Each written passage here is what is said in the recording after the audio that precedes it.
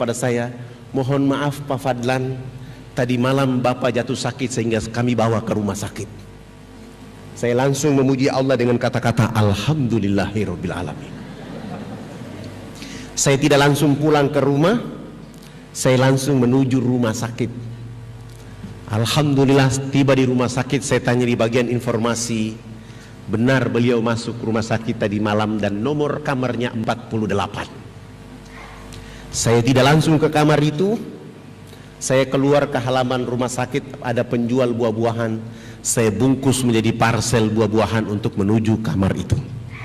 Setelah bungkusan parsel sudah rapi dan saya menuju nomor kamar 48, saya ketuk kamar itu. Selamat pagi. Istrinya menjawab dari dalam, pagi, silakan masuk. Saya tidak langsung masuk, tapi saya angkat wajah, saya angkat parsel, saya tutup wajah saya dan berjalan menuju kamar itu. Begitu saya mendekati istrinya dan saya bilang, saya turunkan parsel dan saya bilang, selamat pagi Bunda, apa kabar? Saya dapat kabar bahwa Bapak Pendeta jatuh sakit sehingga saya bawa parsel ini. Dia tidak mungkin berbohong karena saya sudah di kamar. Begitu saya dialog dengan istrinya, beliau dari tempat tidur langsung menyapa saya. Selamat pagi Pak Fadlan. Saya menyapa pagi. Saya merapat ke tempat tidur dan salaman dengan beliau dan saya bilang, Subhanallah, Alhamdulillah, hari ini Bapak Pendeta saya dapat rahmat dari Allah Subhanahu wa ta'ala, karena saya sudah cari Bapak 2 bulan 3 hari. Sebenarnya Bapak ini tidak sakit, tapi selama 2 bulan 3 hari Bapak ini menjadi pembohong, sehingga Allah kasih sakit supaya saya ketemu di sini. Nanti kalau sembuh jangan lagi jadi pembohong. Katanya bicara cinta kasih tapi hari-hari berbohong. Saya pamit pulang. Saya pantau dari luar. 5 hari kemudian beliau sehat walafiat dan pulang ke rumah. Hari ke-6 saya yang datang ke rumah itu. Selamat pagi. Beliau bersama istri dan 7 anak membuka pintu dan mempersilahkan saya masuk ke dalam rumah mereka. Di saat itulah saya mulai berdialog dengan mereka. Subhanallah, dari jam 9 sampai jam 12 Pendeta Alfon bilang sama saya, Pak Fadlan usahakan besok datang lebih pagi lagi. Besok pagi saya datang dari jam 7 sampai jam 12. Saya lanjutkan sholat duhur dan saya dakwah sampai jam 5 sore. Pekerjaan itu saya lakukan 5 hari berturut-turut ke depan. Subhanallah, menjelang hari ke-5 di waktu asar, beliau dan istri dan 7 anak menyatakan sikap hijrah mengucapkan 2 kalimat syahadat. Begitu beliau masuk Islam, saya mulai mengganti namanya Alfon dengan nama Abu Sofyan.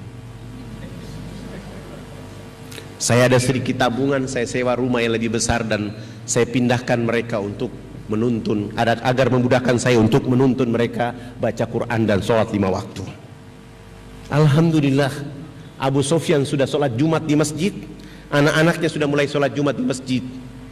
Tapi pada saat hari Minggu pagi, orang masih menunggu dia di gereja dari jam 6 pagi sampai jam 11 siang.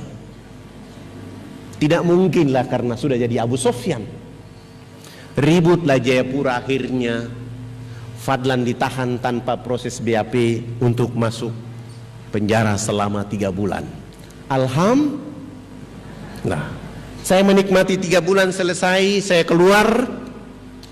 Saya instruksikan kepada Paradise supaya kami menuju ke kampung ini. Kampung ini dari Jayapura kurang lebih 179 km.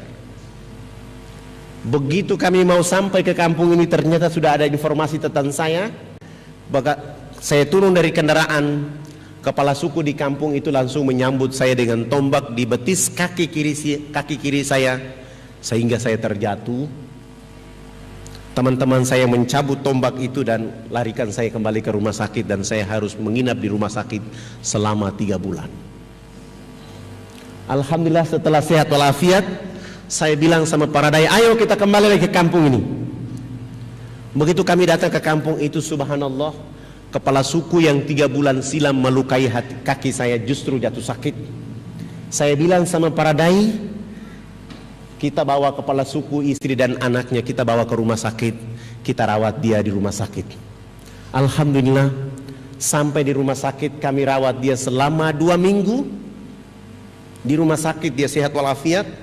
Sesudah itu kami antar kembali ke kampung halamannya. 1 minggu kemudian kami kembali ke kampung ini. Beliau bersama keluarga dan 15 kepala keluarga pun hijrah mengucapkan 2 kalimat syahadat. Kepada Ustadz Fadlan dihaturkan dengan segala hormat. A'udzubillahi minasyaitonirrajim.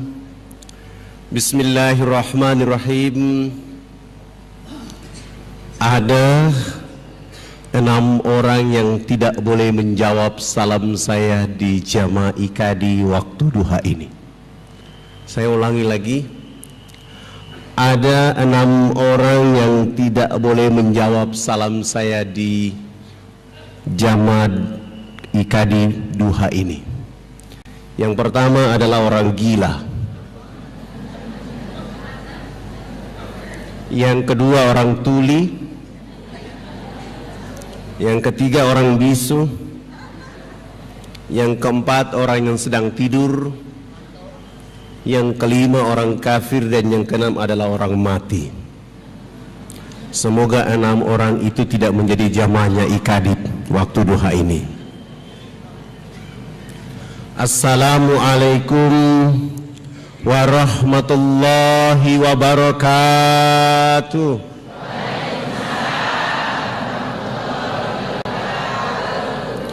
Innal hamdalillah nahmaduhu wa nasta'inuhu wa nastaghfiruhu wa na'udzu billahi min sururi anfusina wa min sayyiati a'malina. May yahdihillahu fala mudilla lahu wa may yudlil fala hadiya lahu. Asyhadu an la ilaha illallah wahdahu la syarika lahu wa asyhadu anna Muhammadan abduhu wa rasul alladzi adal amanat wa ballaga rusala wa nasaha lil ummat wa jahada fil haqqi jihad wa tarakana mahajjatal ma'ina ila iluha kan hariha. Allahumma salli wa sallim wa barik ala Muhammad wa ala alihi wa ashabi ajmain. Para alim ulama, hadirin yang selalu dalam limpahan rahmat dan kasih sayang Allah Subhanahu wa taala. Alhamdulillah, rasa syukur selalu hadir bersama jiwa raga kita untuk memuji Allah Tabaraka wa taala atas segala limpahan rahmat dan kasih sayang, sehingga kita mampu menggerakkan jiwa raga kita untuk duduk di majelis ini. Semoga duduknya kita di majelis ini seperti kita sedang duduk di dipan-dipan surganya Allah Subhanahu wa taala.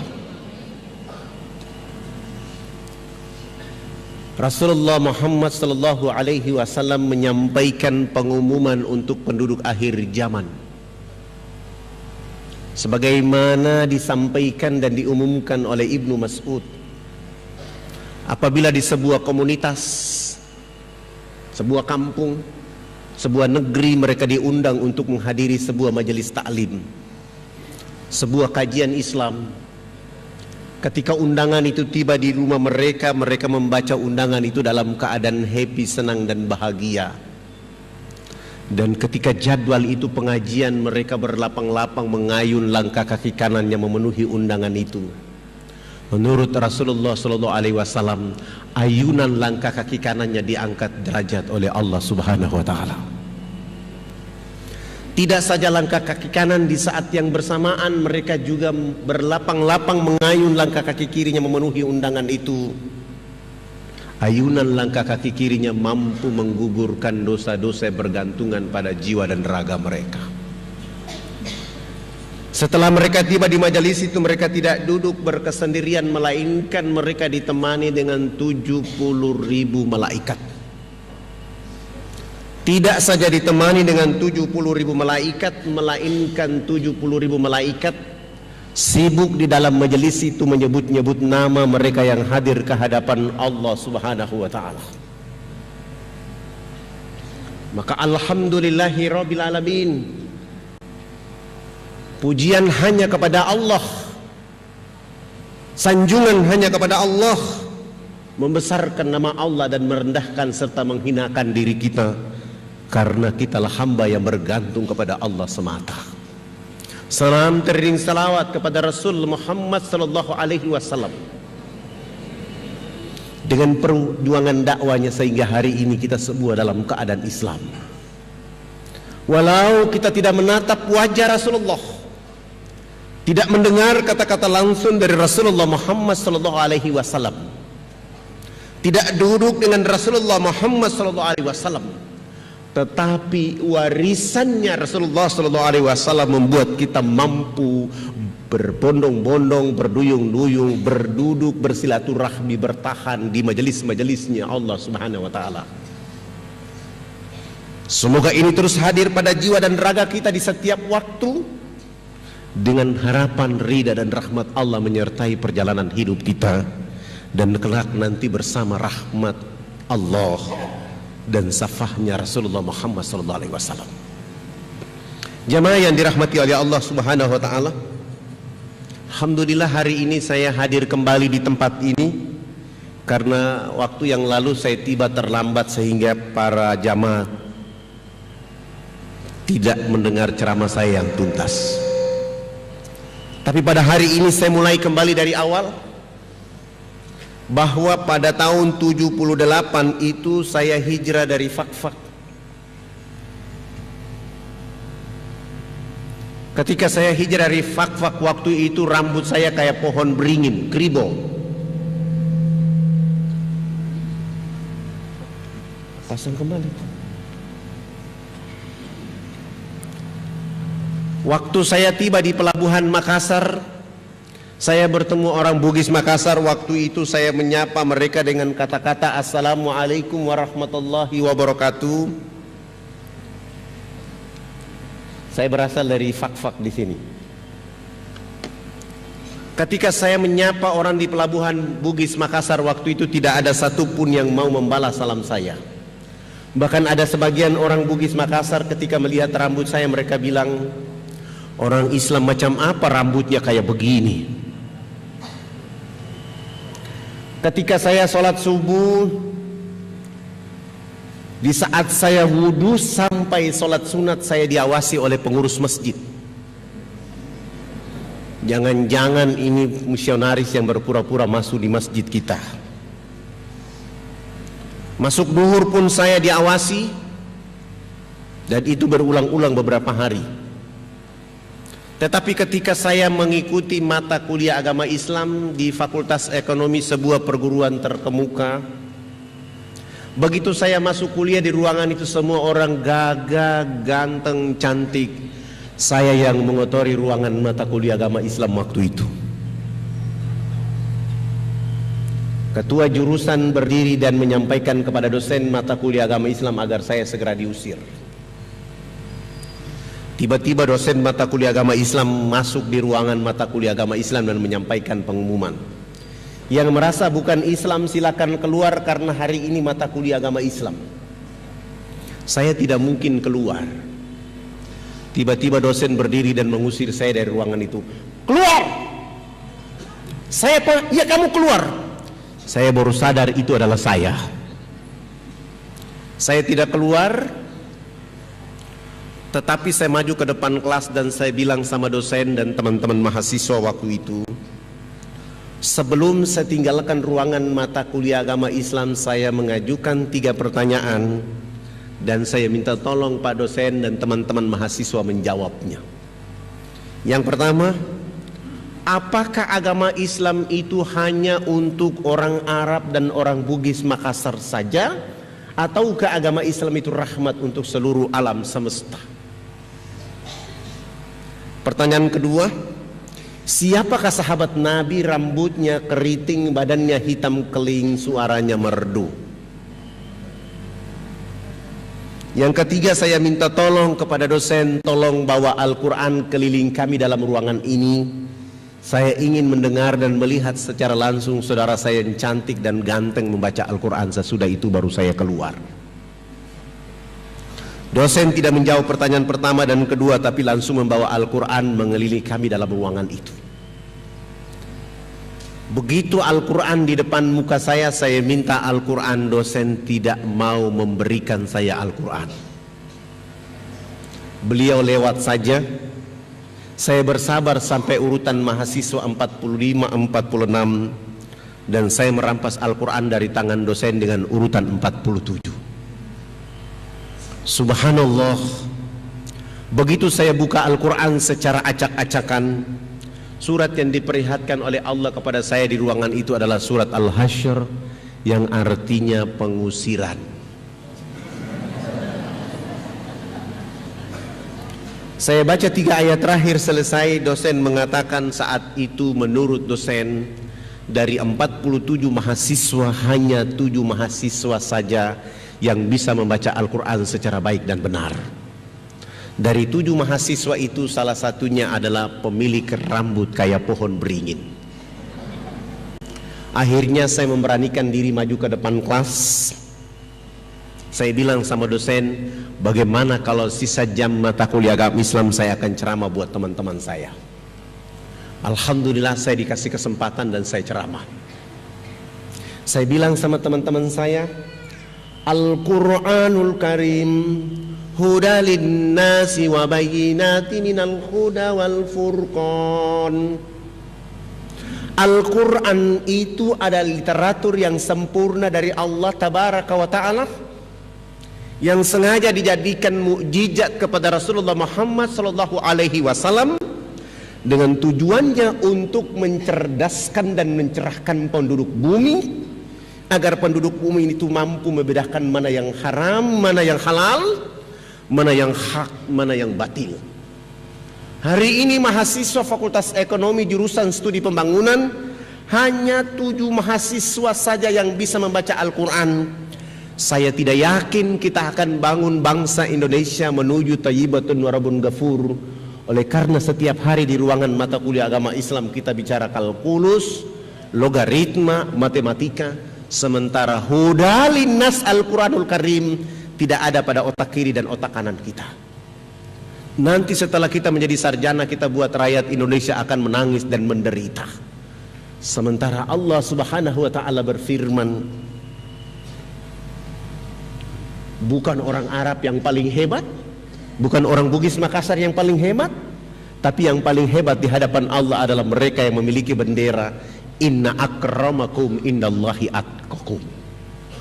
Bagaimana mungkin kita bisa mencapai inna akramakum indallahi atqakum sementara Al-Quranul Karim tidak dapat dibaca oleh orang-orang intelektual dalam kehidupan?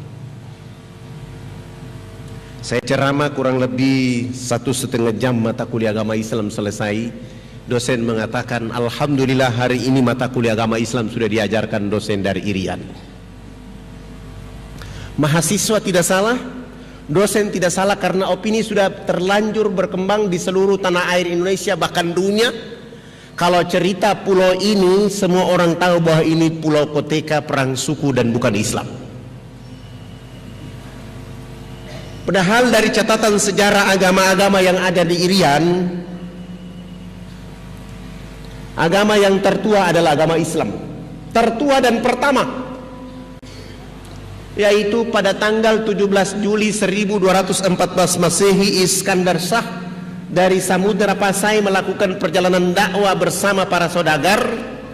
Mereka tiba di pulau tadi, bertemu dengan kepala suku yang bernama Kris-Kris. Mereka mendakwakan mereka dengan kalimat, kalau kamu mau makmur, kamu mau sejahtera, kamu harus mengenal alif lam lam ha mim dal. Mereka mengajarkan 2 kalimat syahadat secara implisit kepada kepala-kepala suku. Alif lam lam ha itu adalah Allah, mim ha mim dal adalah Rasulullah Muhammad sallallahu alaihi wasallam. Sementara agama Kristen baru masuk ke Irian pada tanggal 5 Februari 1855. Itu pun yang mengantar agama Kristen masuk ke Irian adalah Sultan Tidore, orang Islam. Tanggal ini dijadikan orang di Manokwari menjadi tanggal masuknya agama Kristen. Jauh sebelumnya sudah ada agama Islam. Dari perjalanan dakwah menghasilkan 12 kerajaan Islam yang diperkuat oleh para dai.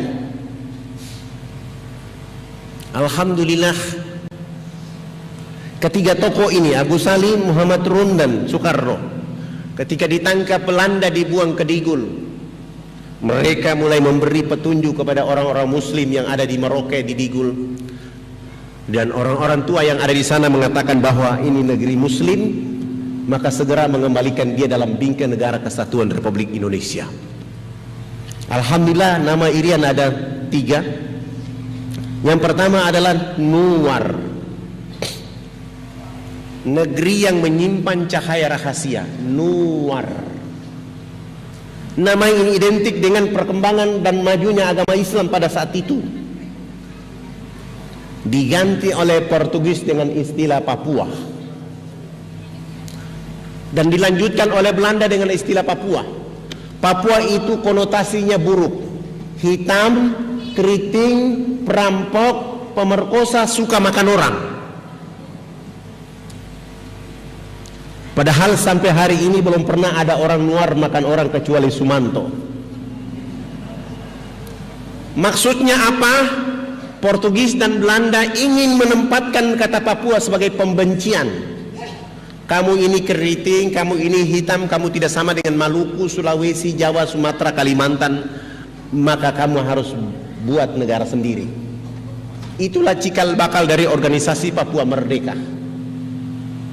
Mereka tidak berhasil. Alhamdulillah, kembali ke pangkuan Ibu Pertiwi, tidak menggunakan kata Papua, tidak menggunakan kata Nuar, tapi menggunakan kata Irian. Kata Irian berasal dari 3 bahasa. Bahasa Biak dari kata Merian, artinya bumi yang panas. Bahasa Irarutu dari kata Iriano, daratan yang luas. Pada tahun 1517 Masehi, Ibnu Battuta sampai di Merauke, melihat sebagian orang telanjang, dia menyebutnya Urian. Merian, Iriano dan Urian disepakati pada konferensi Malino tahun 63 di Makassar menggunakan kata Irian ditambah kata Barat menjadi Irian Barat dan berubah menjadi Irian Jaya. Kata Irian itu artinya ikut Republik Indonesia anti Nederland. Alhamdulillah, Irian tanpa Indonesia bukan Irian, dan kalau Indonesia tidak ada Irian, dia bukan Indonesia, dia menjadi satu kesatuan. Dia harus menjadi satu kesatuan yang berusaha untuk membangun masyarakat bangsa Indonesia dengan Islam yang kuat, dan pada akhirnya menghasilkan kekuatan bangsa yang tangguh oleh karena dengan taat kepada Allah Subhanahu wa taala. Alhamdulillah, Fadlan selesai kuliah dan pulang tidak langsung ke Fakfak, langsung ke Jayapura.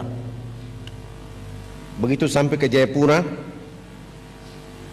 sempat menjadi PNS tapi mengundurkan diri karena dipaksa melakukan sesuatu yang keliru, dan akhirnya saya mengambil keputusan menjadi seorang dai sampai hari ini. Sehingga teman-teman saya mengatakan Fadlan ini sarjana ekonomi yang sesat, karena tidak dipakai untuk membuat ekonomi di Indonesia, justru dipakai untuk berdakwah.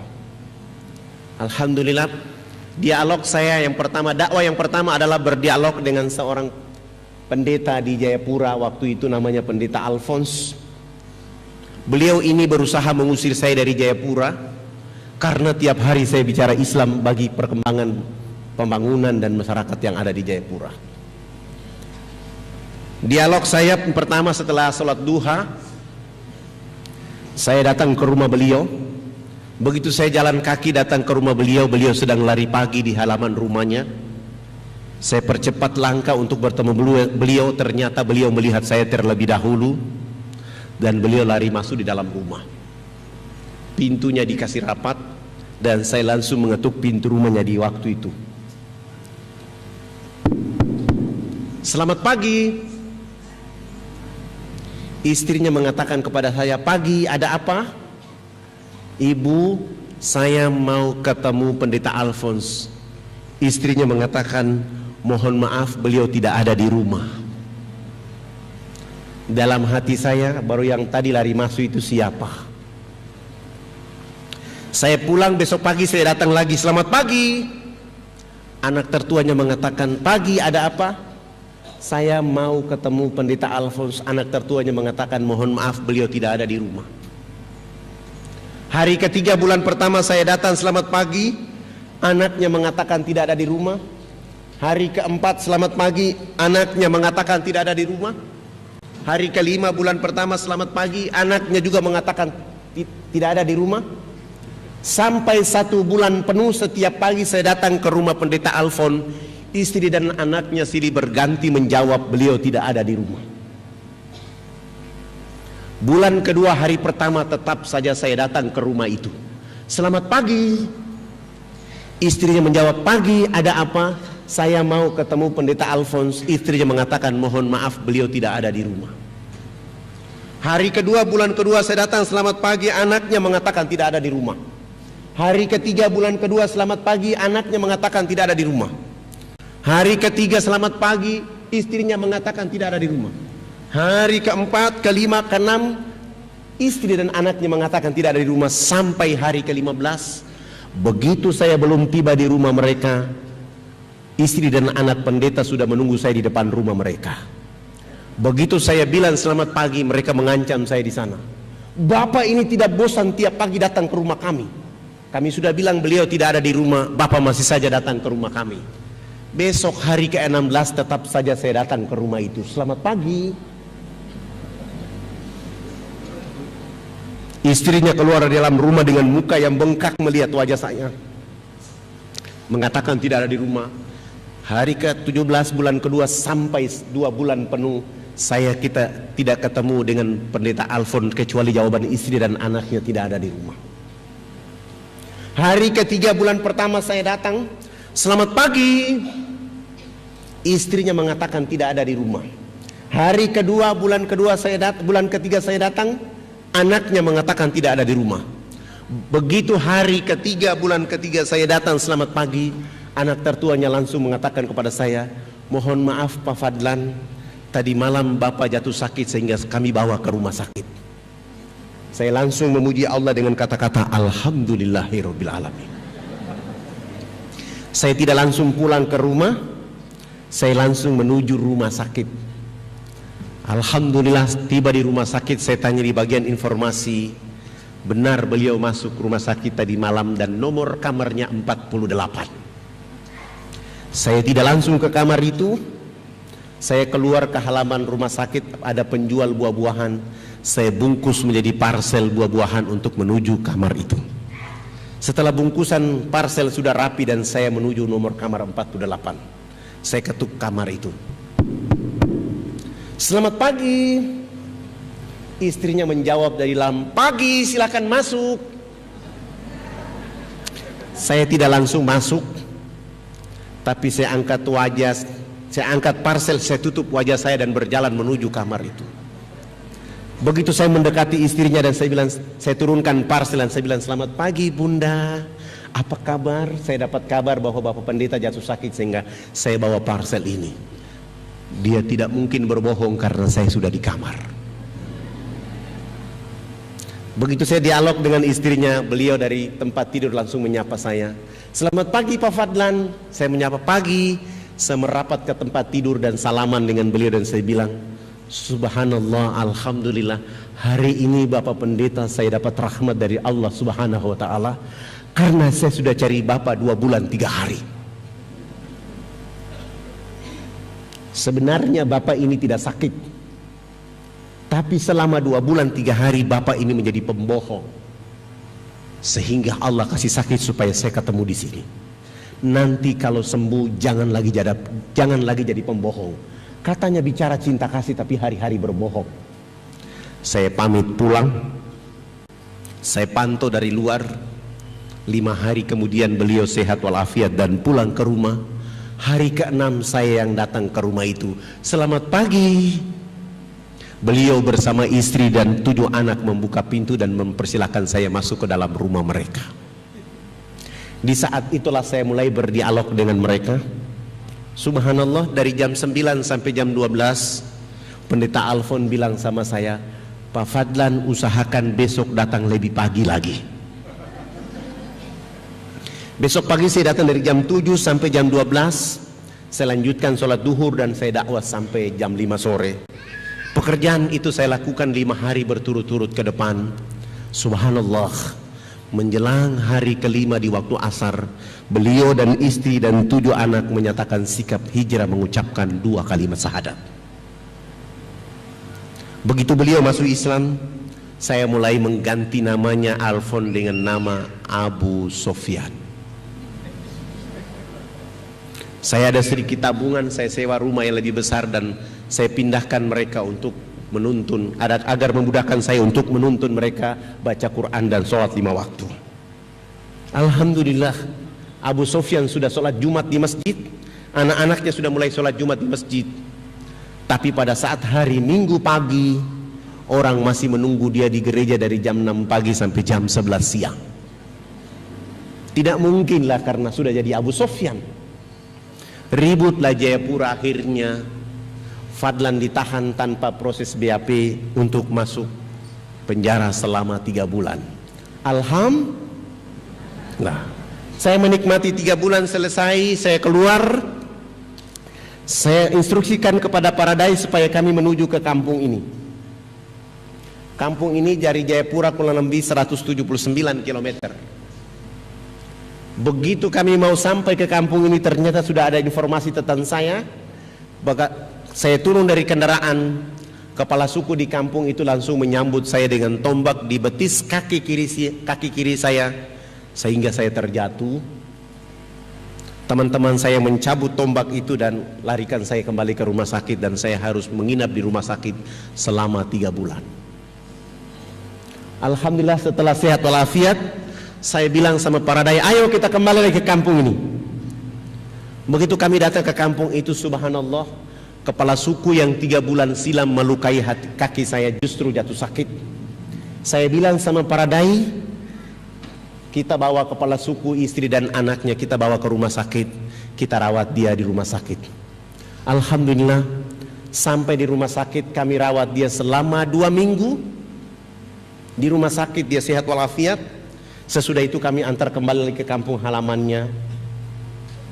1 minggu kemudian kami kembali ke kampung ini. Beliau bersama keluarga dan 15 kepala keluarga pun hijrah mengucapkan 2 kalimat syahadat. Akhirnya Fadlan harus ditahan untuk masuk penjara tanpa proses BAP selama 6 bulan. Alhamdulillah, menikmati 6 bulan itu selesai. Saya keluar, tetap saja saya berdakwah di Jayapura. Subhanallah, ada 30 kepala keluarga pun hijrah mengucapkan 2 kalimat syahadat. Ribut lagi Jayapura, saya harus ditahan lagi untuk masuk penjara selama 9 bulan. Alhamdulillah, saya menikmati 9 bulan itu dengan happy, senang hati.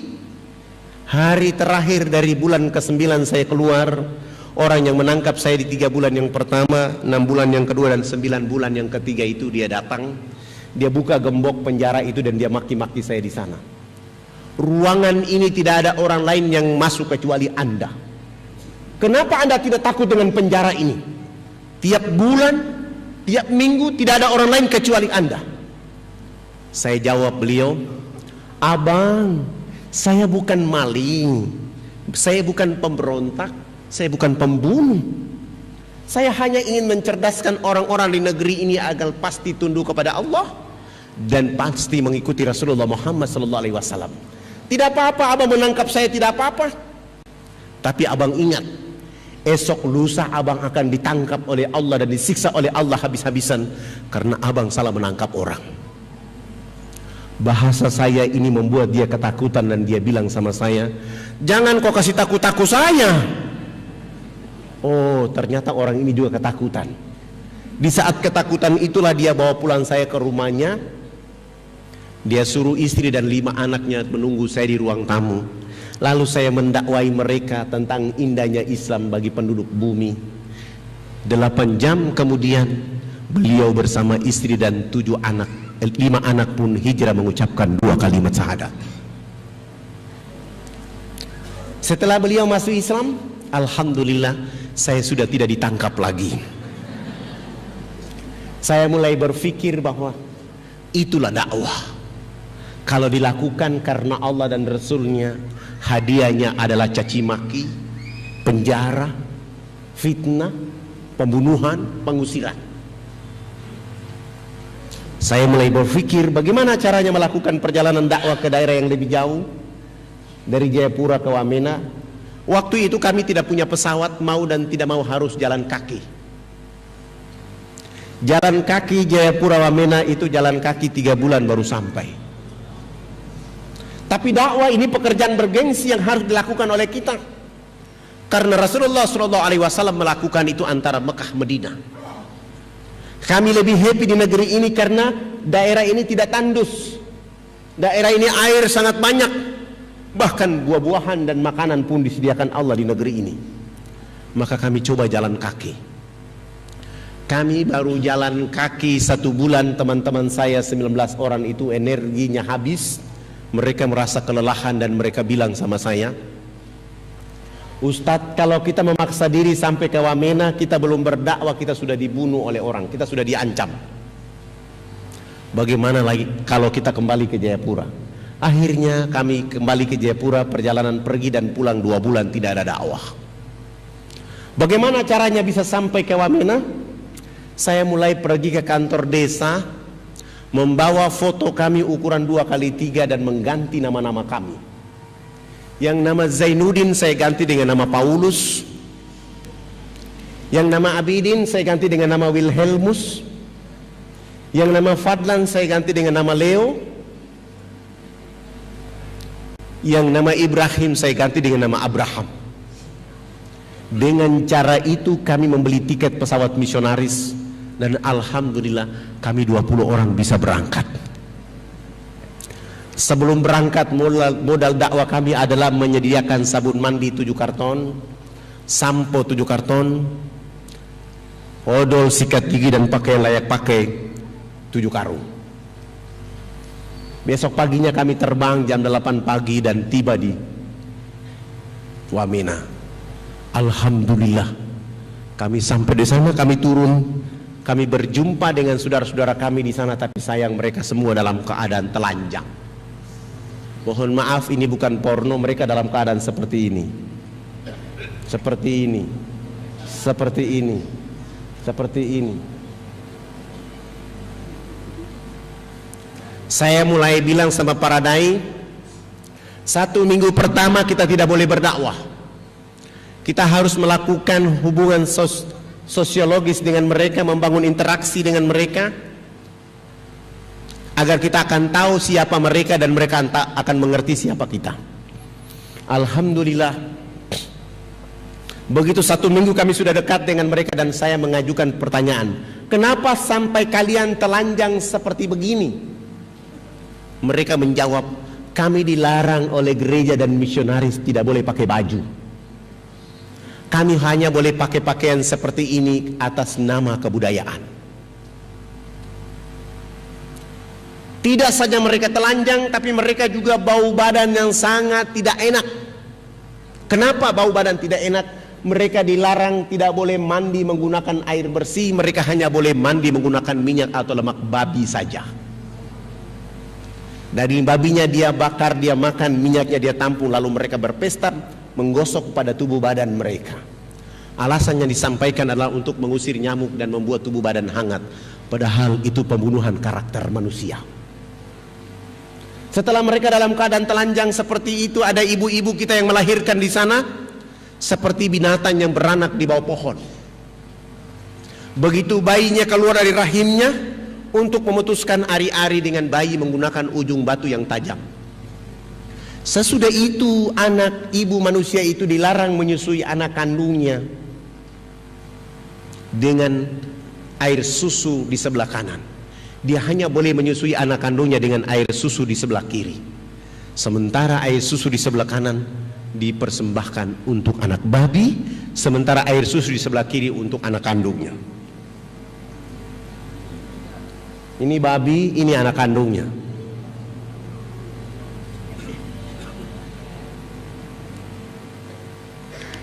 Ada apa bagi masyarakat yang ada di pedalaman? Menurut misionaris, orang Irian harus tetap bodoh, tertinggal terbelakang. Dengan ketertinggalan yang ada, dia foto, dia bawa ke luar negeri, cerita di kampungnya bahwa pemerintah Indonesia tidak mau membangun orang yang ada di Irian. Di sisi lain, dia masuk ke pedalaman dengan pesawat-pesawat ini memprovokasi orang di pedalaman untuk membenci NKRI. Maka saya bilang sama para dai, tidak ada jalan lain untuk merubah masyarakat yang ada di pedalaman-pedalaman kecuali dakwah. Dan tidak ada agama lain yang bisa melakukannya kecuali Islam. Islam yang bisa membuat orang berperadaban, dan Islam yang membuat orang menjadi beradab. Bagaimana cara dakwanya? Telah jelas dalam surat 16 ayat 125. Surat An-Nahl, Allah ingatkan kita, ud'u ila sabili rabbil hikmah wal mau'izatil hasanah. Serulah manusia ke jalan agama Tuhanmu dengan arif, bijaksana, penuh hikmah. Saya mulai mentadaburi ayat ini dengan menggunakan sabun mandi. Minggu kedua, hari pertama saya mulai bawa kepala sukunya ke sungai. Sampai ke sungai, saya bilang kepala suku, kotekannya dibuka dulu.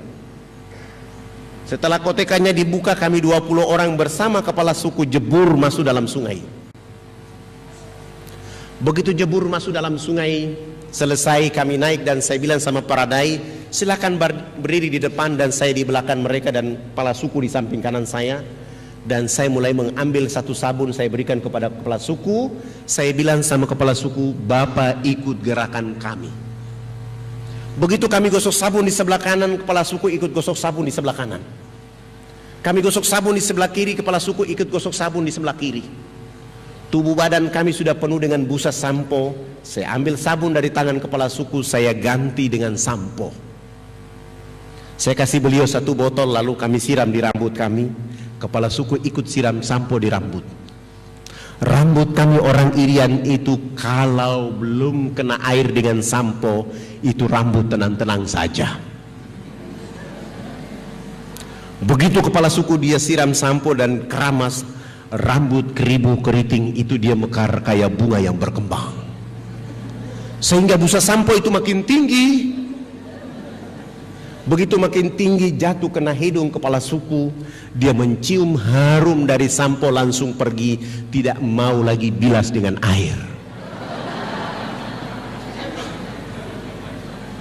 Begitu dia jalan, para dai mengatakan, Bapak kepala suku harus disiram dengan air. Beliau mengatakan, tidak anak, ini wangi. Rupanya selama hidupnya baru pertama mencium bau harum. 6 hari berturut-turut kepala suku ini mandi tidak pernah bilas dengan air. Di hari ke-6 begitu dia datang bersama kami jebur ke dalam sungai, gosok sampo, gosok sabun, sesudah itu dia pakai koteka, kelihatan kayak kuntilanak yang berjalan. Busa berjalan itu kena matahari dan angin sehingga kering di tubuh badan. Kepala suku langsung ke kebun bekerja seperti biasa seorang petani. Jam 2 siang dia pulang ke rumah.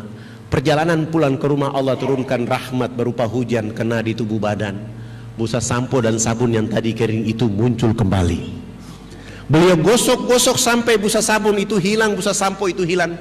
Allah ganti dengan kesegaran jasmani. Kepala suku ini tiba di rumah tidur dari jam 3 sore sampai jam 9 pagi hari berikutnya. IKADI, Ikatan Dai Indonesia. Beliau gosok-gosok sampai busa sabun itu hilang, busa sampo itu hilang. Allah ganti dengan kesegaran jasmani. Kepala suku ini tiba di rumah tidur dari jam 3 sore sampai jam 9 pagi hari berikutnya. Pagi-pagi kami datang ke rumahnya, langsung kepala suku angkat bicara. Anak, mandi yang benar itu yang anak ajarkan. Bapak kemarin dimandikan oleh Tuhan Sang Pencipta sehingga Bapak tidur menjadi enak. Selama ini Bapak belum pernah tidur enak seperti ini. Oh, bagaimana kalau pagi ini Bapak ikut mandi? Beliau dengan senang hati ikut kami ke sungai. Hari itu baru dia mandi, resmi bilas, naik tidur dari jam 9 pagi sampai jam 3 sore hari itu.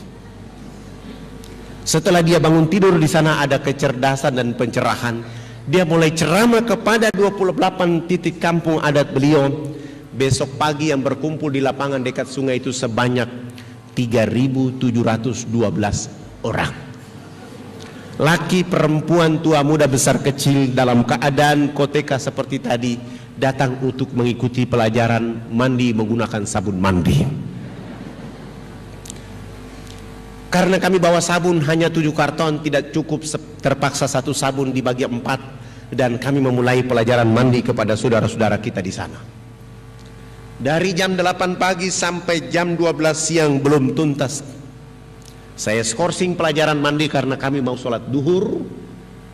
Saya bilang sama kepala suku, kami mau sholat duhur, maka yang sudah mandi jangan pulang, yang belum mandi juga jangan pulang.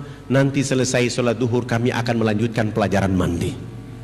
Kami kalau sholat duhur atau sholat di pedalaman itu tidak bisa sholat di atas permukaan bumi, harus membuat panggung karena babi sangat banyak.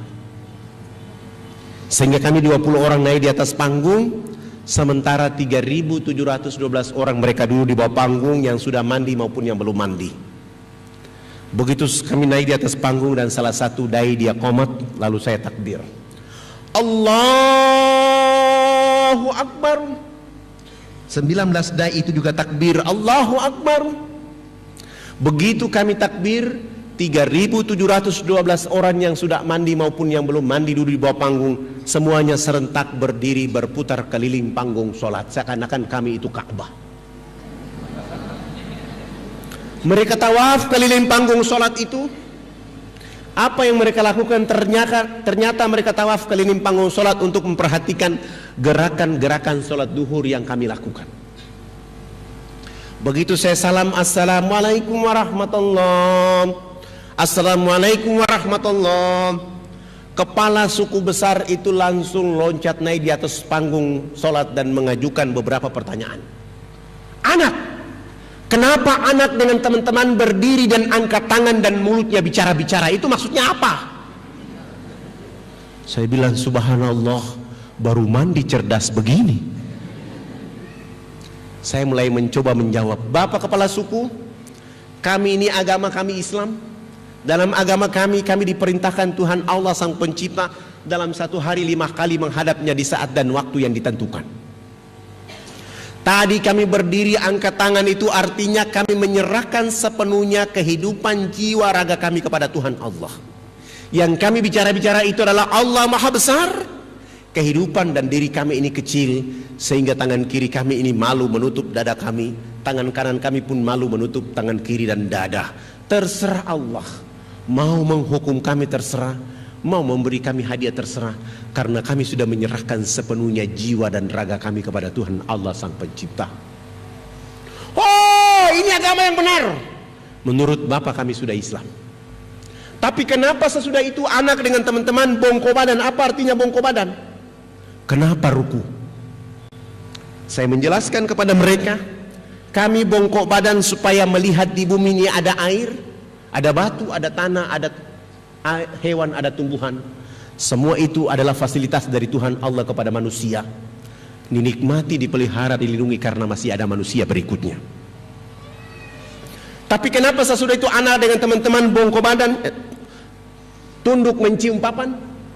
Saya menjelaskan, kami tunduk mencium papan itu pertanda kami menangis atas kejahatan, dosa, maksiat yang kami lakukan, sehingga kami merendahkan kepala kami.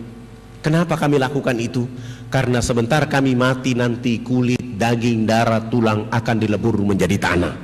Sebelum dilebur menjadi tanah, kami menyatukan kepala, tangan, lutut dan kaki untuk menangis minta ampun kepada Dia Allah yang Maha Tinggi. Tapi kenapa sesudah itu anak dengan teman-teman lihat ke sebelah kanan mulutnya bicara-bicara, lihat ke sebelah kiri masih bicara-bicara? Saya jawab, Kalau tadi kami mengangkat tangan adalah menyerahkan sepenuhnya jiwa raga kami bongkok badan untuk melihat apa yang diberikan oleh Allah. Kami tunduk untuk meminta ampun. Setelah itu melihat ke sebelah kanan, kalau belum ada orang yang tahu mandi, tugas kami harus mengajarkan mereka bisa tahu mandi. Ada yang belum tahu pakai pakaian, tugas kami mencari pakaian untuk menutup tubuh badannya. Ada yang sakit, tugas kami mencari obat. Ada yang lapar, tugas kami mencari makan. Setelah itu melihat ke sebelah kiri, kalau belum ada orang di tempat ini yang mengenal Allah dan Rasulnya, kehadiran kami di tempat ini memperkenalkan Allah dan Rasulnya kepada mereka. Begitu mendengar penjelasan saya, kepala suku langsung mengatakan, kalau begitu kamu tidak boleh duduk di atas panggung. Kami 20 orang turun duduk di bawah panggung dan mereka 6 kepala suku naik di atas panggung menggantikan kami. Mereka bukan sholat tapi rapat adat. Setelah rapat adat selesai, 1,5 jam kemudian kepala suku besarnya menyampaikan pengumuman buat kami yang ada di lapangan pakai bahasa mereka. Wah wah wah hubulokanayak. Saya kasih contoh seakan-akan saya kepala suku, bapak ibulah masyarakat waktu itu. Saya ini orang fak-fak, saya tidak tahu bahasa itu. Saya tanya kepada orang yang ada di samping saya, apa yang dimaksud oleh kepala suku. Ternyata kepala suku memberikan bahasa itu. Keberuntungan buat kami 20 orang yang berdakwah. Spektakuler. Hari ini kita bahagia. Hari ini kita gembira karena anak-anak ini sudah datang mengajarkan agama yang benar. Dalam rapat adat kami menyatakan kita semua yang berkumpul di lapangan ini mengikuti agama yang diajarkan anak-anak ini. Begitu kami 20 orang mendengar kata-kata ini, langsung sujud syukur dan menangis kepada Allah Subhanahu wa ta'ala. Terima kasih Allah ya Rabb. Kami belum menyebut namamu ke dalam dada mereka. Kami belum menyebut nama kekasihmu Muhammad sallallahu alaihi wasallam ke dalam hati mereka. Kami hanya bawa rizki berupa sabun, sampo, odol dan sikat gigi datang ke tempat mereka.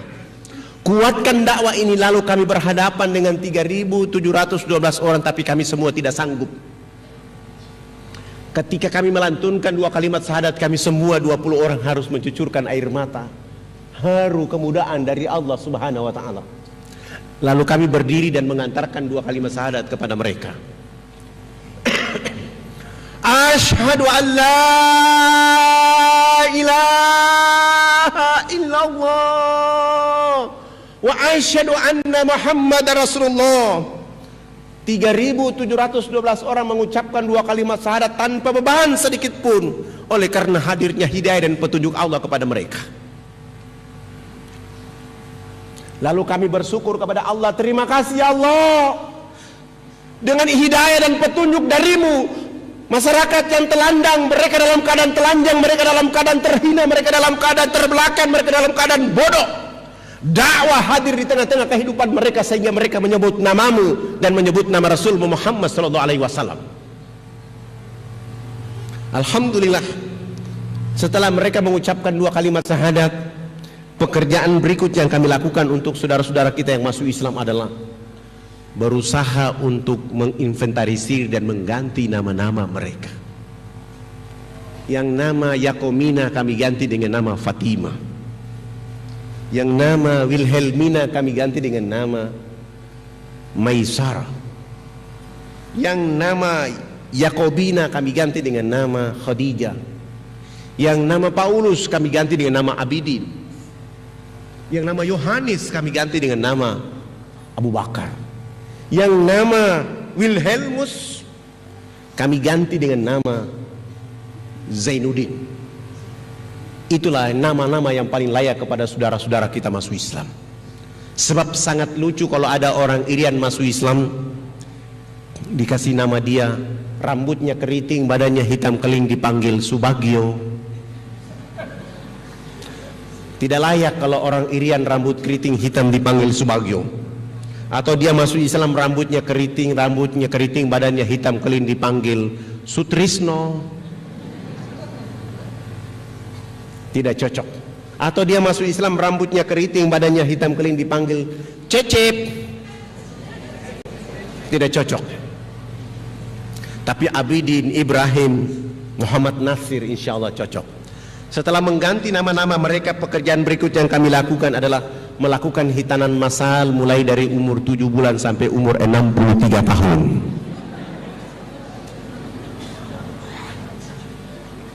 Alhamdulillah, kami dibantu oleh ayahanda Haji Letnan Kolonel Mulia Tarmizi. Kami menghitan saudara-saudara kita di sana. Sesudah itu beliau menulis surat supaya mengantar kepala-kepala suku menghadap Presiden Soeharto di Jakarta. Alhamdulillah, kepala-kepala suku ini sudah pakai celana panjang, sudah pakai kemeja, bahkan sudah pakai jas, tetapi belum bisa pakai sepatu. Karena ukuran kakinya waktu itu nomor 47. Tidak ada jenis sepatu itu, terpaksa kami menggunakan sendal jepit kelebihan tumit. Naik pesawat Wamena Jayapura, Jakarta, Makassar. Saya bawa mereka keliling kota Makassar melihat pembangunan di Makassar. Sesudah itu kami melanjutkan perjalanan ke Jakarta. Alhamdulillah, tiba di Jakarta malam hari. Kami turun dan menuju Wisma Haji Jalan Jaksa, Jakarta Pusat. Perjalanan itu kepala suku melihat lampu kedap-kedip warna-warni. Kepala suku mengeluarkan kepalanya dari dalam mobil melihat di luar, lalu beliau bicara, Presiden macam apa hanya bangun Makassar, Presiden macam apa hanya bangun Makassar. Saya bilang sama beliau, nanti kita ketemu Presiden baru Bapak bicara begitu. Maksud saya nggak usah ribut dalam mobil. Setibanya di Wisma Haji kami tidur, bangun pagi sholat subuh. Sesudah itu mandi, sarapan dan menuju ke istana. Alhamdulillah, Pak Harto berkenan menerima kami, tapi ditunda, dipindahkan dari istana ke rumahnya di Jalan Cendana. Kami kembali ke Wisma Haji istirahat. Selesai sholat asar hari itu menuju rumah Pak Harto di Cendana. Begitu kami datang, kepala negara berdiri di depan rumahnya menyambut kehadiran kepala-kepala suku sambil salaman dan berpelukan. Senyum ciri khas dari Pak Harto kepada mereka. Sesudah itu kami dibawa masuk ke ruang tamu, dikasih makan, dikasih minum, dikasih oleh-oleh oleh Pak Harto. Dan Pak Harto minta supaya kepala suku besarnya konferensi pers. Lalu kepala suku besar konferensi pers, Bapak tidak pantas jadi presiden. Presiden macam apa hanya bangun Makassar, Presiden macam apa hanya bangun Jakarta. Pemilu nanti saya akan bicara supaya Haji Muhammad Soeharto tidak boleh lagi dipilih jadi presiden. Kepala suku ini bicara pakai bahasa Wamena, Pak Harto juga tidak tahu.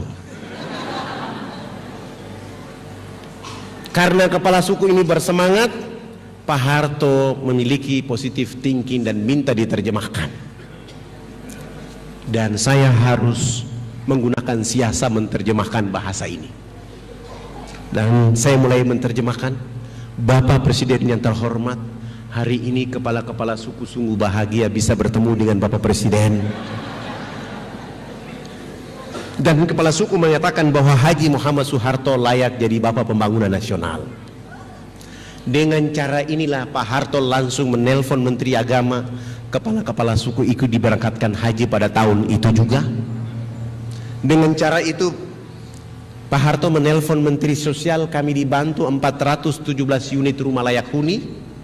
Dengan cara itu Pak Harto menyumbang 1000 karung pakaian serba baru, 600 karton sampo, 600 karton odol, sikat gigi, dan dakwah Jakarta Wamena tidak boleh menggunakan kapal laut tapi menggunakan pesawat Hercules dari Halim Perdana Kusuma.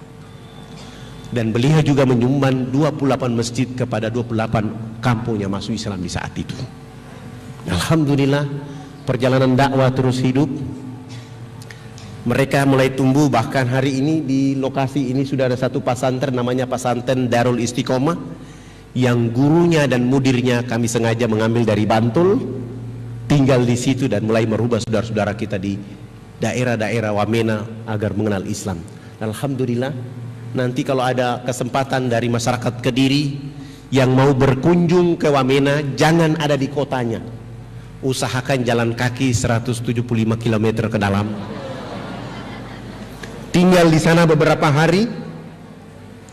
Tidak ada satupun yang sanggup menahan air mata di saat waktu duhur, asar atau maghrib atau subuh. Orang akan mencucurkan air mata karena ada anak rambut keriting hitam keling mengumandangkan suara azan, seakan-akan di saat itu Bilal hadir di tempat itu. Saya bergeser lagi ke Jayapura, ke Biak. Ketika bergeser ke Biak berdakwah, saya sudah berdakwah selama 5 hari. Ketemu lagi seorang pendeta yang bernama Alexander. Beliau mulai menggunakan kekuatan untuk mengusir saya dari sana. Beliau mengatakan, segera keluar dari kota ini. Saya bilang, abang, kenapa, alasan apa saya tidak boleh ada di sini? Anda segera tinggalkan kampung ini dan tidak boleh bicara Islam di negeri ini. Saya bilang, abang, saya orang Irian Islam, abang orang Irian Kristen. Saya berhak bicara Islam di sini. Kenapa? Karena agama pertama yang ada di Irian adalah agama Islam. Dan agama Kristen masuk ke Irian diantar oleh orang Islam. Maka saya berhak bicara Islam di sini. Tidak boleh Anda bicara Islam di sini. Saya tanya kepada beliau, alasan apa lagi supaya saya tidak boleh bicara Islam di sini? Beliau mengatakan, Anda tidak boleh bicara Islam di Irian karena Irian sudah dibeli oleh Yesus Kristus. Oh, abang, kalau Irian sudah dibeli oleh Yesus Kristus, mana kwitansi dari Yesus? Begitu saya tanya kwitansi dari Yesus, ternyata tidak ada. Kalau begitu saya berhak bicara Islam di sini. Akhirnya saya tinggal di Biak selama 3 bulan saya berdakwah. Alhamdulillah ada acara Isra Mi'raj. Saya diundang untuk menyampaikan hikmah Isra Mi'raj. Ternyata salah satu tamu yang diundang oleh ibu-ibu Dharma Wanita adalah Pendeta Alexander. Dari rumah saya sudah menyiapkan konsep saya adalah pentingnya sholat bagi kehidupan bumi, penduduk bumi. Begitu saya naik di atas mimbar, saya lihat ternyata di bawah ada Pendeta Alexander dan saya mulai merubah ceramah saya. Tidak ada agama di muka bumi ini yang diberi peluang dan kesempatan oleh Allah kecuali agama Islam saja. Begitu berartinya peluang dan kesempatan sehingga Allah menghibur kekasihnya Rasul Muhammad sallallahu alaihi wasallam untuk melakukan perjalanan antar bumi dan bumi langit. Kenapa Rasulullah dihibur oleh Allah dengan cara melakukan perjalanan antar bumi? Oleh karena seluruh keturunan Nabi Ibrahim turun ke Palestina, hanya satu saja Ismail yang turun ke Mekah. Maka di saat dia sedih, dihibur Allah dengan melakukan perjalanan antar bumi, Mekah Palestina. Dalam perjalanan bumi itu ada 2 wajah yang tidak boleh dilupakan, dilalaikan, ditinggalkan, didiamkan, yaitu Masjidil Haram dan Masjidil Aqsa. Sesudah itu mulailah dari Masjidil Aqsa ke Sidratul Muntaha. Naik ke Sidratul Muntaha menerima apa? Pintu peluang dan kesempatan.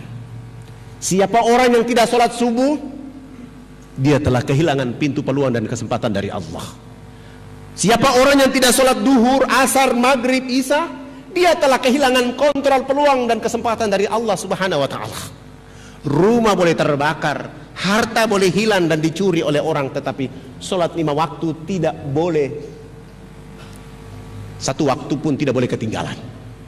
Dan itu hanya ada pada agama Islam saja.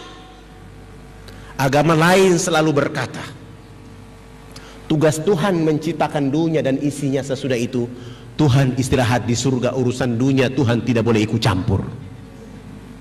Nanti mau masuk surga cukup menyebut nama Yesus, langsung masuk surga, enak aja. Sengaja saya bicara begitu supaya di bawah ini tersinggung. Alhamdulillah, begitu saya turun dari mimbar, beliau mendekati saya dan beliau bilang sama saya, Pak Ustadz, saya juga hadir. Oh, mana kwitansi dari Yesus? Begitu saya tanya kwitansi, ternyata dia marah. Pak Ustadz, saya tersinggung dengan ceramah Ustadz tadi. Mohon maaf, ini acara orang Islam. Saya tidak ceramah di acara umum. Saya tidak tahu kalau abang ada di sini. Bagaimana kalau kita dialog antar umat beragama? Saudaraku, abangku, saya orang yang tidak suka dialog antar umat beragama. Kenapa? Saya bawa orang Islam, abang bawa orang Kristen di ruangan, kita berkelahi dan bunuh-bunuhan, saya tidak mau. Boleh dialog dengan saya hanya 4 mata 4 telinga. Dan dialog 4 mata 4 telinga hanya bicara Bible dan Kristen saja. Nanti kalau dialog Bible mengatakan agama Kristen agama yang benar, Pak Pendeta bawa saya ke gereja baptis dan umumkan bahwa Fadlan sudah masuk Kristen. Bagaimana jika Bible memberi isyarat bahwa Islam agama yang benar? Ya, saya juga masuk Islam tapi jangan dibiak.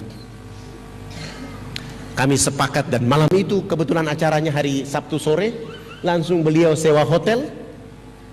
Dan saya sudah kasih satu persyaratan, dialog kita di tempat yang ada AC, ada tempat tidurnya 2 dan tempat dialog harus Bapak yang bayar. Beliau sepakat dan malam itu langsung menyewa hotel. Saya bilang jemput saya selesai sholat Isya. Subhanallah, selesai sholat Isya beliau datang di posko dakwah, bawa mobil Kijang yang bertuliskan Laskar Kristus. Saya bilang ini orang hebat. Begitu saya naik di atas mobil dan saya mulai baca Bismillahirrahmanirrahim wa mursaha inna rabbira ghafurur rahim, runtuhlah Laskar Kristus malam hari ini. Begitu kami 2 jalan menuju penginapan, saya bilang, abang malam ini saya bahagia karena saya lihat abang jadi muridnya Yesus. Oh, tidak usah kita bicara di sini. Ternyata beliau sudah mulai emosi. Memang saya memainkan emosinya. Kami sampai di hotel, kami 2 duduk berhadap-hadapan dan saya mulai mengatakan kepada beliau, abang, saya ini tamu, abang tuan rumah. Karena abang tuan rumah, saya minta tolong abang yang berdoa duluan. Lalu beliau memimpin doa ala mereka. Saya kutip doanya. Ya Bapa kami dalam surga, dituduskan dengan namamu di bumi seperti di surga. Terima kasih Tuhan, Engkau telah mempertemukan aku dengan seorang domba tersesat. Aku jadikan dia atas nama Engkau, Yesus Juru Selamat abadi selama-lamanya. Saya dengar dalam doa dia bilang, saya domba tersesat. Setelah dia bilang amin, lalu saya mulai baca doa rukyat. Saya mulai merukyat dia malam itu. Setelah saya rukyat dia malam itu, saya tutup dengan Al-Fatihah. Dan saya mulai bilang sama beliau, saya adalah tamu abang tuan rumah. Saya tidak tahu isi ruangan ini. Bagaimana kalau saya bertanya duluan? Tolong ceritakan kepada saya pada tanggal berapa Babel turun, di mana tempat turunnya Babel, dan apa kata-kata Yesus ketika menerima Babel. Beliau buka Amsal, Ulangan, Yesaya, Paulus, Markus. Dia tidak ketemu. Lalu beliau bilang sama saya, Pak Ustadz, saya tidak ketemu ayat ini. Supaya abang tahu Babel itu benar, tolong bantu saya lihat Yesaya 12 ayat 29. Akan datang seorang nabi, diajarkan kitab kepadanya dengan kata-kata baca. Nabi itu mengatakan, aku tidak dapat membaca. Ayat ini memberi isyarat kepada seluruh orang Kristen bahwa akan hadir Al-Quran dengan sempurna. Maka tidak boleh lagi Babel berlaku di atas muka bumi, karena Babel itu hanya untuk Bani Israel saja. Supaya abang lebih kuat, tolong lihat Amsal 15. Tidak pantas Tuhan itu berdoa, tidak layak Tuhan itu minta tolong. Di ayat lain, Tuhan ketika disalib, Yesus ketika disalib dia berdoa dan minta tolong. Elia sabaktani, tolonglah aku Tuhan, tolonglah aku Tuhan. Kalau sudah demikian yang dilakukan oleh Yesus, maka Yesus tidak layak menjadi Tuhan. Kami bahas 2 ayat ini sampai jam 2 malam. Dia bilang, Pak Ustadz, saya besok mau ke gereja dan kita istirahat. Alhamdulillah, saya masuk wudhu kembali. Saya tidur, begitu saya buka bed cover, saya lihat ternyata dia belum tidur. Dia masih menggunakan satu ilmu lagi, yaitu mau menghipnotis saya malam itu. Saya mulai menggunakan ayat kursi dari bed cover itu sambil saya tiup ke arah dia. Alhamdulillah, saya yang bangun sholat subuh, dia yang ketiduran. Begitu dia bangun sholat subuh, bangun, dia mandi selesai langsung ke gereja. Sampai ke gereja dia mengundurkan diri di gereja dan dia dikejar oleh jamaah pada tahun itu. 3 jari kakinya dipotong. Yang membuat dia yakin tentang kekuasaan Allah dan Islam. Harusnya ketika jarinya dia potong, yang keluar dari kakinya adalah darah. Ternyata setetes darah pun tidak ada yang keluar. Dia lari menuju penginapan. Begitu dia masuk dalam kamar baru darah berhembus keluar. Di saat itulah dia bilang, saya mengucapkan 2 kalimat syahadat. Keluarganya dilindungi. Kami lari dari Jayapura, dari Biak ke Jayapura, Jayapura menuju Jakarta, dan beliau bersama 12 anaknya hijrah mengucapkan 2 kalimat syahadat. Dia tinggal di Jakarta, di Tangerang. Sesudah itu pergi ke Mesir selama 6 tahun. Dia 6 tahun dia di Mesir, anak-anaknya terus belajar di pesantren di Tangerang. Sesudah itu kembali ke Indonesia menjemput istrinya menunaikan rukun Islam yang kelima. Setelah rukun Islam yang kelima, saya antar kembali mereka pulang ke kampung halaman. Perjalanan pulang ke Biak, kami sholat subuh. Beliau bilang sama saya, Pak Ustadz, saya sudah Islam, saya sudah haji, saya sudah belajar Islam dengan sempurna, tapi saya punya 3 jari kaki ini terpotong. Saya bilang, 3 ini yang dulu abang ingat-ingat, Tuhan Bapa, Anak dan Rohul Kudus. Sekarang sudah tidak ada. Yang ada adalah Qul huwallahu ahad, tunggal. Oh begitu, iya, itu isyaratnya. Alhamdulillah, beliau bangun satu masjid di Biak. Berjalan 5 tahun kemudian, usianya 62 tahun. Kami sama-sama sholat subuh berjamaah. Kami bangun dari sujud, beliau tidak bangun dari sujud. Di saat itu beliau meninggal dunia juga dalam masjid. Saya bergeser lagi berdakwah di Enarotali. Di Enarotali kami sudah tidak boleh lagi pakai pesawat misionaris karena wajah kami sudah diketahui oleh mereka. Akhirnya mau dan tidak mau kami harus jalan kaki dari Nabire ke sini. Berapa lama? 12 hari baru sampai ke sana. Kami berdakwah di sini selama 3 bulan, hanya 1 orang yang masuk Islam. Saya mulai bergeser dari lokasi ini ke Nabire. Nabire saya terus ke Jawa Timur. Datang ke Sunan Ampel, menyampaikan pengurus Sunan Ampel supaya membantu kami pakaian layak pakai dan sabun mandi. Alhamdulillah 1 bulan kemudian terkumpul 600 karung pakaian, 200 karton sabun, odol, sampo dan sikat gigi. Lalu saya mau bawa pulang menuju Nabire. Ada alumni dari IAIN Sunan Ampel, orangnya tinggi, gagah, ganteng, pintar. Dia ketemu saya dan dia bilang, Pak Ustadz, saya mau ikut antum dakwah di Irian. Boleh ikut saya berdakwah di Irian, tapi jangan tanya amplop. Kalau antum ikhlas silakan. Alhamdulillah beliau ikhlas. Ikut kami dengan bantuan itu. 5 hari kemudian kami tiba di Nabire. Kami turunkan seluruh bantuan, istirahat 2 hari kemudian, dan kami mulai mencoba jalan kaki. Kami baru jalan kaki hari pertama, Ustadz Firman mulai bertanya, kok belum sampai-sampai? Saya diam saja, kami jalan malam bermalam. Besok pagi kami jalan lagi. Pak Ustadz, kapan kita sampai? Saya diam saja, saya tidak jawab. Begitu kami masuk hari kelima, beliau langsung marah-marah di tengah hutan itu. Oh Ustadz Fadlan, ternyata antum bawa saya ke Irian ini dengan membunuh saya di tengah hutan ini. Kalau saya tahu metode dakwah antum seperti ini, saya tidak akan ikut antum. Tolong pulangkan saya dan saya mau kembali ke Jawa Timur. Saya mulai peluk beliau dan saya bilang, Firman, antum hidup di zaman informasi, komunikasi, semua serba mudah. Coba antum tengok 1400 tahun yang silam. Seorang anak manusia di dalam rahim ibunya, ayah kandungnya meninggal. Begitu lahir ke atas permukaan bumi, air susu ibunya kering. Ibunya menawarkan kepada penduduk kota Mekah untuk menyusui. Semua orang menolak. Jangan kamu menyusui bayi yang tidak ada bapaknya. Begitu dibawa menghadap Halimatus Sa'diyah, suami Halimatus Sa'diyah marah-marah. Wahai istriku, kita butuh upah, kita butuh uang. Jangan kamu menyusui bayi yang tidak ada orang tuanya. Wahai Firman, 6 tahun kemudian bayi ini tidak menyusuikan ibunya lagi. Dia dirawat oleh kakeknya Abdul Muthalib. 2 tahun kemudian bayi ini menjadi yatim piatu, tidak ada ayah, tidak ada ibu. Tapi yang kau tahu, bayi itu adalah Rasulullah Muhammad SAW. Dengan tegar melakukan dakwah, dengan santun menyampaikan dakwah. Ente tidak pantas jadi umatnya Muhammad. Antum tidak pantas jadi beragama Islam. Silakan antum pulang sendiri. Di sana ada binatang buas, ente mau mati-mati aja. Kami mau berdakwah. Bahasa saya ini sengaja saya lakukan supaya dia semangat, dan dia bilang, kalau begitu Pak Ustadz, kita jalan lagi.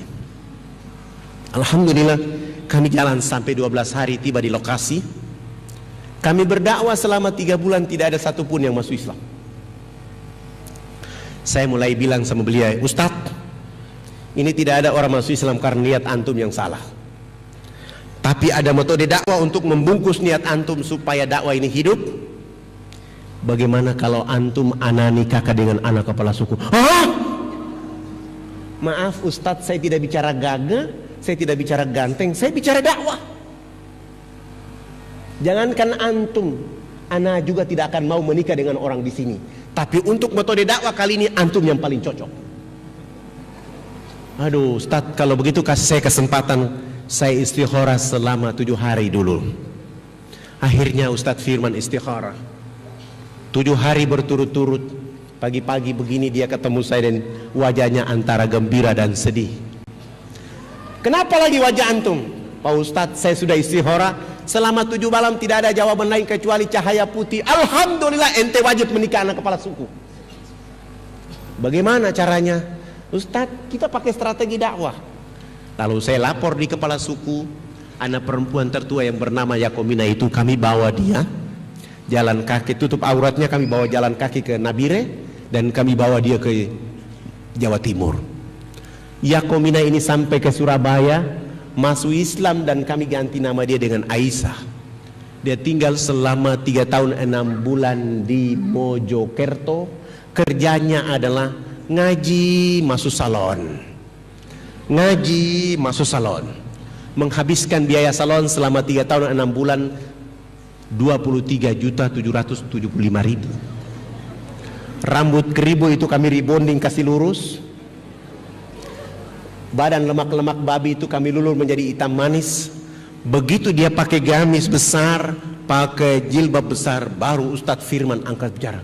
Iya ya Ustadz, kalau orang Irian dipoles kayak orang Yaman. Dulu ente mengeluh. Alhamdulillah, si Aisyah ini 3 tahun 6 bulan itu mulai cantik kembali, dan 3 tahun 6 bulan dia mampu hafiz dus 28, 29, 30. Dan 3 tahun 6 bulan dia mampu menghafal 112 hadis dan mulai bisa ceramah di tengah-tengah kehidupan teman-temannya. Akhirnya Firman menikah dengan Aisyah. Setelah akad nikah, saya mulai kasih pengumuman bahwa kedua hamba Allah ini tidak boleh tinggal di sini, mereka harus dibawa ke kampung istrinya. Alhamdulillah, saya bawa istrinya, kami bersama suaminya kami pulang. Sampai di Nabire saya mulai mutar otak saya, bagaimana keadaan supaya wanita ini tetap cantik. Karena kalau kami jalan kaki, keringat selama 12 hari bisa membuat dia kembali ke habitatnya. Akhirnya saya mulai bilang, seluruh jamaah kita harus menjaga sholat 5 waktu kita menjaga bacaan Al-Quran kita selama 1 bulan. Alhamdulillah, 53 hari kemudian ada pengumuman bahwa 43 hari kemudian ada pengumuman bahwa ada pesawat angkatan udara mau terbang ke sini. Saya ke sana melapor dan kami 7 orang bisa ikut. Saya mulai bilang sama suaminya, yang besok berdakwah bukan antum, bukan saya, tapi yang berdakwah adalah istri antum. Supaya dakwah ini besok hidup, suruh pakai jilbab putih, gamis putih, sepatu putih, kaos kaki putih. Kalau ada kacamata warna putih kasih pakai juga. Alhamdulillah, besok pagi di airport saya lihat ternyata putih-putih. Saya tanya kacamata, ternyata tidak ada. Saya bilang sudah bisa kita mulai. Kami mulai terbang sampai ke lokasi ini, tidak ada airport. Akhirnya kami dilepas pakai jaring satu persatu.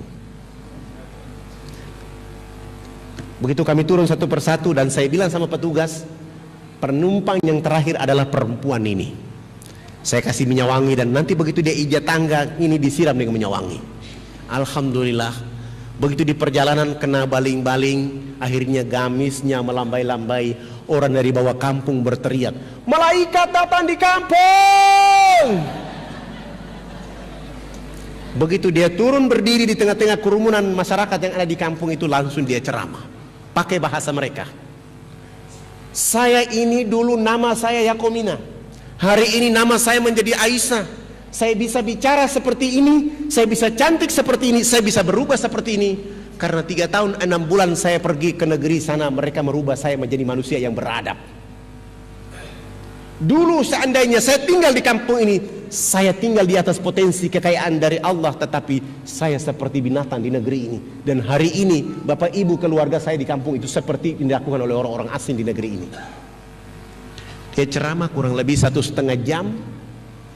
Ada seorang penginjil perempuan angkat tangan, hai Yakomina, kami bersedia masuk Islam, tetapi kami juga cantik seperti kau. Suaminya bilang sama saya, Ustadz, di tengah hutan ini salon mana yang mau datang? Saya bilang urusan salon urusan saya, yang penting mereka sudah ada niat. Kami tinggal 1 minggu kemudian, saya mulai turun jalan kaki kembali ke Nabire. Saya ke Makassar, kumpulkan uang dari masjid ke masjid. Alhamdulillah dapat 35 juta. 15 juta itu khusus untuk beli belas kencur, alat dulur, rebonding. Seorang dai harus begitu. Setelah alat-alat kecantikan itu sudah siap semuanya, saya mulai tanya salon mana yang bisa bantu dakwah. 1 bulan 3 bulan 10 juta. Alhamdulillah ada kelompok Wardah, saya bayar mereka 10 juta dan saya bawa mereka. Kami sampai di sana ada Hercules dan kami terbang ke sana turun. Sampai di sana kami tidak mulai langsung berdakwah, tapi kami mulai buat bilik-bilik kecil sebanyak 10 buah. Bilik yang pertama isinya cermin, bilik yang kedua isinya tanah liat, bilik yang ketiga isinya air dan dengan sabun dan sampo, bilik keempat, kelima, keenam, ketujuh pekerja salon ada di dalam. Karena di pedalaman itu belum pernah ada ibu-ibu dan warga kita melihat wajahnya di cermin, kami mulai membuat antrian ibu-ibu. Ibu yang pertama dia begitu dia buka horden bilik yang pertama, dia natap masuk ke dalam, wajahnya di cermin, ketakutan dan lari keluar. Di dalam ada setan. Wah, ini pasti bukan setan, wajahnya sendiri. Bukan ibu, itu bukan setan, wajah ibu. Tidak Pak Ustadz, kami lihat masuk, dia lihat keluar, makanya saya lari keluar. Itu setan itu. Oh tidak, itu wajah ibu. Kalau ibu tidak percaya silakan sini, ibu masuk, coba ibu angkat tangan. Tangan siapa? Iya ya, beta putangan ya. Saya putangan maksudnya. Itu wajah ibu. Oh, saya kira itu makhluk lain. Alhamdulillah, bergeser ke bilik yang kedua. Tahara pakai tanah liat sehingga lemak-lemak babi yang mereka pakai bertahun-tahun itu hilang. Lalu menggunakan sabun mandi dan sampo di bilik yang ketiga. Begitu digosok menghasilkan harta dari tubuh badan mereka setebal kabel telepon. Pindah di bilik yang ketiga, keempat, kelima, keenam. Di bilik yang ke-9 mereka udah pakai gamis, tapi rambutnya masih jabri kiri kanan, ditutup lagi dengan jilbab. Lalu mereka melihat di cermin di bilik yang ke-10, 662 akhwat mengucapkan 2 kalimat syahadat bersamaan dengan 175 kakak di tempat itu. Walaupun di lokasi ini semen 1 sak 1.400.000, kami tidak peduli, yang penting masjid bisa dibangun di tempat itu. Alhamdulillah kekuatan dakwah itu terus tumbuh berkembang, dan hari ini bahkan teman-teman dan umat Islam yang berkumpul menjadi jamaah IKADI pada bulan Desember yang lalu sempat menitipkan acara Jambore Dakwah Internasional yang menghadirkan 1.500 anak plus 2.500 warga untuk mengikuti kajian Islam selama 15 hari di tempat itu dalam rangka menjaga kekuatan dakwah, sehingga alhamdulillah Islam menjadi tumbuh. Dan mohon doa, kami akan membangun sebuah masjid terbesar ukuran 30 kali 30 di Jayapura dan di beberapa tempat dengan nama masjidnya Masjid Isa bin Maryam, atau dalam bahasa Inggrisnya kami menyebut Masjid Yesus bin Maryam. Kita ingin ceritakan kepada saudara-saudara kita bahwa Isa atau Yesus itu manusia biasa yang jangan dijadikan menjadi penyembahan, tetapi dia adalah orang yang diberi wahyu dan utusan oleh Allah Subhanahu wa taala. Dan kami terus bekerja dengan rapi terus menerus karena doa dari seluruh masyarakat Kediri, umat Islam yang ada di Kediri, sehingga kami melakukan dakwah tidak dengan kekerasan tetapi dengan pandangan yang telah didakwakan oleh Rasulullah Muhammad SAW, sehingga kami terus melakukan. Bapak Ibu yang dirahmati oleh Allah, saya bergeser lagi ke Manokwari. Tahun 2002, waktu sudah habis ya? Sudah habis? Saya bergeser ke Manokwari bulan puasa tahun 2002. Saya ceramah di Manokwari malam nuzul Quran. Saya ceramah di atas mimbar dan waktu itu ternyata ada siaran radio regional 2 FM Manokwari. Tapi panitia tidak kasih tahu saya, sehingga saya ceramah di atas mimbar itu begini. Tidak ada kitab suci di atas muka bumi yang dibaca dan didengar mendapat pahala kecuali Al-Quran. Rasulullah SAW bersabda, la aqulu alif lam mim harfu, walakin alifun harfu wa lamun harfu wa mim harfu. Rasulullah SAW bersabda, alif lam ini bukan satu huruf. Alif satu huruf, lam satu huruf, mim satu huruf. Setiap orang yang membaca satu huruf pahalanya 10 derajat.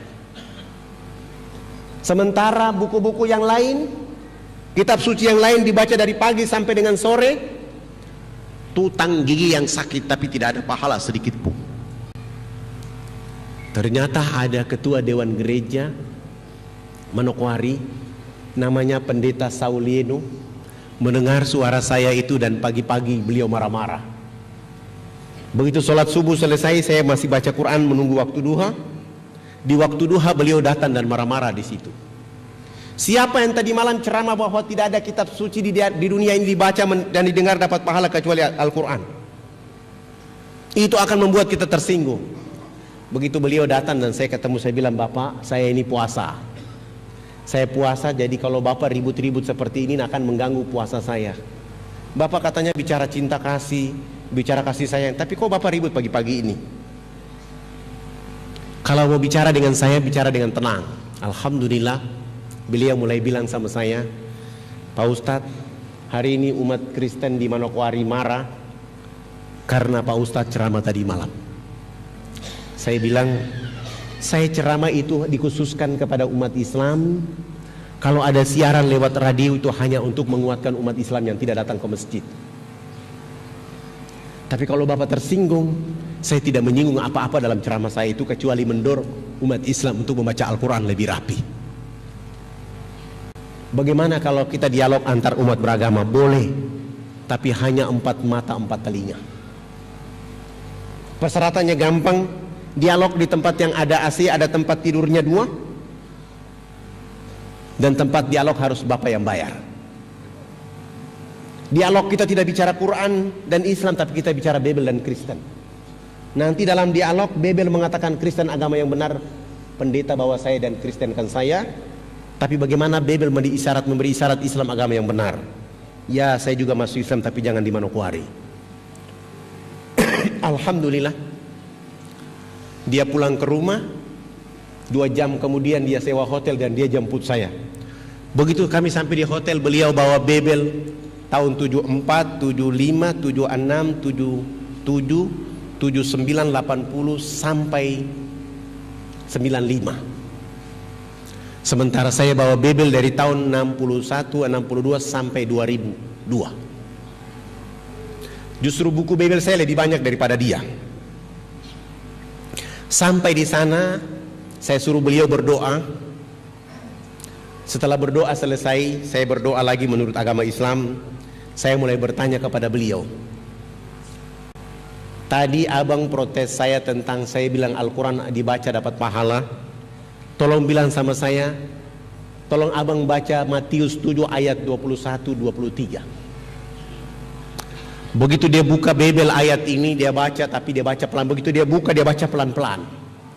Saya bilang, bagaimana saya bisa berdapat pahala kalau abang pendeta baca Bible pelan-pelan? Baca yang tegas kayak kami di Islam Bismillahirrahmanirrahim. Abang juga baca Bible harus keras supaya saya bisa mendengarnya. Lalu beliau membaca ayat ini. Begitu dia baca, Yesus akan mengusir orang-orang yang menyebutnya Tuhan. Bagaimana menurut Bapak Pendeta tentang ayat ini? Pak Ustadz, ayat ini salah cetak. Begitu dia bilang salah cetak, saya mulai bilang sama beliau, kami di Islam Al-Quran itu kalau satu bentuk huruf saja salah cetak, Al-Qurannya dimusnahkan pada tahun itu dan digantikan dengan terbitan yang benar dan baru. Saya bawa Bible tahun 61 sampai 2002, isi informasinya salah, sama. Itu berarti ini benar. Hanya kalian yang baru belajar dari Ustadz. Beliau langsung mengatakan, tidak perlu kita perpanjang dialog lagi. Saya masuk Islam, tapi jangan di bulan puasa. Kalau bisa habis lebaran bawa saya dialog, masuk Islam. Alhamdulillah beliau masuk Islam tahun 2002. Setelah hari raya Idul Fitri, beliau masuk Islam. Sesudah itu dihitan di Jakarta. Waktu itu kami hitan dia di Bandung. Setelah dihitan di Bandung langsung pergi haji. Satu-satunya jamaah haji yang pergi haji dalam keadaan luka hitanan belum sembuh adalah beliau. Setelah naik haji, di perjalanan haji istrinya telepon dari Manokwari, Pak Pendeta ada di mana ini? Dia bilang sama istri, jangan panggil saya pendeta mama, saya sudah masuk Islam sebagaimana dalam Bible menyatakan kepada kita, pergilah engkau mencium batu hitam, engkau membersihkan jiwamu, engkau membesarkan jiwamu, engkau membersihkan jiwamu, engkau menjadi hamba yang paripurna dalam hidup. Maka saya masuk Islam supaya saya cium batu hitam ini, supaya saya menjadi orang yang bersih. Terserah mama, mama mau masuk Islam atau tidak terserah, tapi mama perlu tahu, ketika nanti saya sampai ke Jakarta, banyak ibu-ibu di Jakarta yang menunggu saya. Subhanallah, istrinya akhirnya terbang dari Manokwari dan ikut masuk Islam di Jakarta, menjemput suaminya. Hari ini beliau menjadi ketua Merapi itu di Manokwari untuk membantu dakwah kami. Bapak Ibu yang dirahmati oleh Allah Subhanahu wa taala, kekuatan dakwah itu dilakukan oleh karena satu, hanya ridha dan rahmat Allah semata. Kita jaga agama ini bersama-sama. Indonesia ini mau maju, umat Islam negeri ini mau bermartabat, umat Islam negeri akan menjadi potret umat Islam di dunia apabila memahami Islam dengan baik dan benar, mendakwakan Islam dengan baik dan benar, dan menempatkan Islam benar-benar menjadi tangguh dan kuat dalam segala kehidupan. Sehingga Islam itu mencerdaskan semua orang, baik tingkat RT, RW, kecamatan, kota, kabupaten, bahkan provinsi dan seluruh. Maka kita akan menemukan orang-orang Islam yang menebarkan kecerdasan, orang Islam yang menebarkan pencerahan, bahkan menjadi rahmatan lil alamin dalam kehidupan kita. Siapa orangnya? Rasulullah Muhammad sallallahu alaihi wasallam. Siapa yang mengikutinya? Sahabat-sahabat Nabi. Siapa lagi yang melanjutkannya? Para alim ulama. Siapa lagi yang meneruskannya? Para dai-dai. Marilah kita bersama, para ustazah-ustazah, para mubalik-mubaligah, yang mereka siang malam bagaimana mengantarkan dakwah ini ke depan pintu hati hamba Allah manusia, sehingga mereka mengenal Islam dengan tangguh dalam kehidupan itu. Sebelum saya akhiri, saya persilahkan di antara Bapak Ibu yang mau bertanya, saya persilahkan.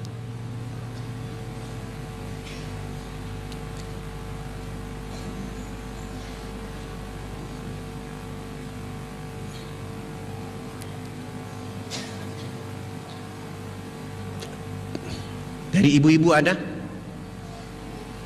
Dari bapak-bapak? Atau ada yang mau mendaftar jadi dai? Untuk laki-laki dan perempuan yang menjadi dai di Irian hanya satu persyaratan, wajib menikah anak kepala suku.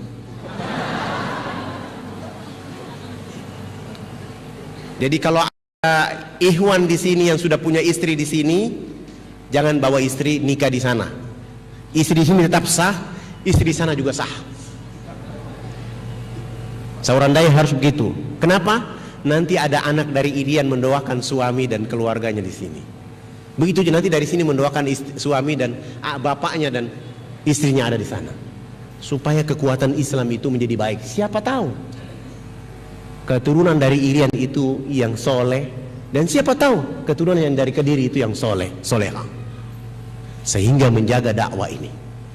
Kalau tidak ada, saya cukupkan sampai di sini saja. Burung Irian, burung cendrawasih. Cukup sekian, terima kasih. Wabillahi taufiq wal hidayah. Wassalamualaikum warahmatullahi wabarakatuh.